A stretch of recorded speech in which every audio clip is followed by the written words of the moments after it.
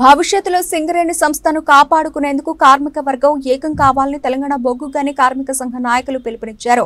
పెద్దపల్లి జిల్లా రామగుండం సింగరేణి సంస్థ జీఎం కార్యాలయం ఎదుట పెద్ద ఎత్తున ధర్నా నిర్వహించారు.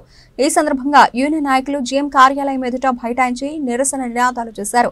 సింగరేణి సంస్థను ప్రైవేటీకరణ చేయవద్దంటూ నినాదాలు చేశారు. వేలంపాటలో బొగ్గు బ్లాక్లను వేయకుండా నేరుగా సింగరేణి యాజమాన్యానికి కేటాయించాలని నాయకులు డిమాండ్ చేశారు. ఈ సందర్భంగా జీఎం కార్యాలయం ఎదుట పోలీసులు యూనియన్ నాయకుల మధ్య కొద్దిసేపు ఉధృత వాతావరణం ఏర్పడింది.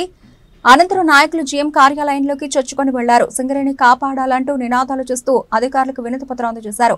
ఈ సందర్భంగా తెలంగాణ బొగ్గు గని కార్మిక సంఘం రాష్ట్ర అధ్యక్షుడు మిర్యాల రాజిరెడ్డి మాట్లాడుతూ బీఆర్ఎస్ పార్టీ హయాంలో సింగరేణిలో 20,000 ఉద్యోగాలు కల్పించామన్నారు.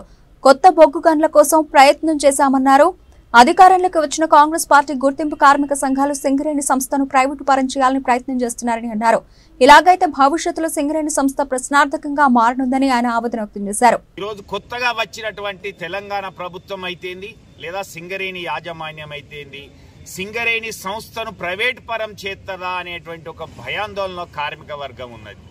ఎందుకంటే బొగ్గు బ్లాకుల వేలంలో పాల్గొనాలి సింగరేణి అని ఏఐటీసీ ఐఎన్టీసీలు బట్టి విక్రమార్క గారికి ఇచ్చినటువంటి రిప్రజెంటేషన్ అనేది కార్మికుల్లో ఒక ఆందోళన సృష్టిస్తున్నటువంటి విషయం.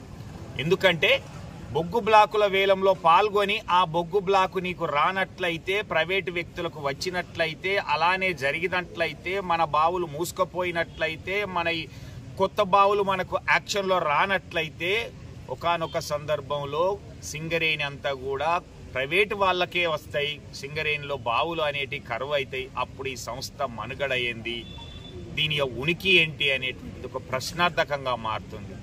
కేసీఆర్ గారి యొక్క హయాంలో వచ్చినటువంటి 20,000 మంది కార్మికులు 35 సంవత్సరాలు పనిచేసేటువంటి వాళ్ళ యొక్క భవిష్యత్తు ఏంది అనేటువంటిది ఆలోచిస్తున్నారు.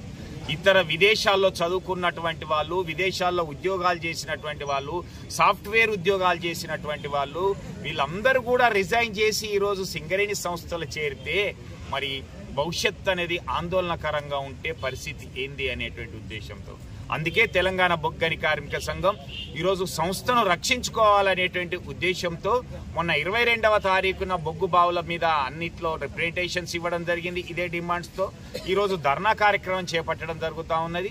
అలాగే సింగరేణి కార్మికులు ఎదుర్కొంటున్నటువంటి నీటి సౌకర్యం, నీటి ఎద్దడి అయితేంది, మంచినీటి సౌకర్యం లేకపోవడం అయితేంది, అలాగే వైద్య సౌకర్యాలు సరిగా లేకపోవడం అయితేంది, క్యాథలాబ్ స్టార్ట్ చేసి ఇప్పటి వరకు కూడా ఓపెన్ చేయకపోవడం అయితేంది, సరైన రెఫరల్ విధానం లేకపోవడం అయితేంది, రెఫరల్ కోసం రోజుల తరబడి ఆబ్సెంట్ అయ్యేటువంటి పరిస్థితి ఏర్పడినటువంటిది అయితేంది, నాకు కావాల్సినటువంటి హాస్పిటల్కు, నా వైద్యానికి, నా రోగానికి కావాల్సినటువంటి డాక్టర్ ఉన్నటువంటి హాస్పిటల్కి పంపాలి అని అంటే ఇతర హాస్పిటల్కి పంపినటువంటి సందర్భంలో అనేక ఇబ్బందులు పడుతున్నటువంటి ఈ సమస్యలను దృష్టిలో పెట్టుకొని ఈ సింగరేణి సంస్థను కాపాడుకొని ఈ సింగరేణిలో పనిచేస్తున్న కార్మికులకు అండగా నిలవాలనేటువంటి ఉద్దేశంతో తెలంగాణ బొగ్గు గని కార్మిక సంఘం చేస్తున్నటువంటి ఈ పోరాట కార్యక్రమంలో భాగంగా ఈ ధర్నా కార్యక్రమం చేపట్టడం జరిగింది.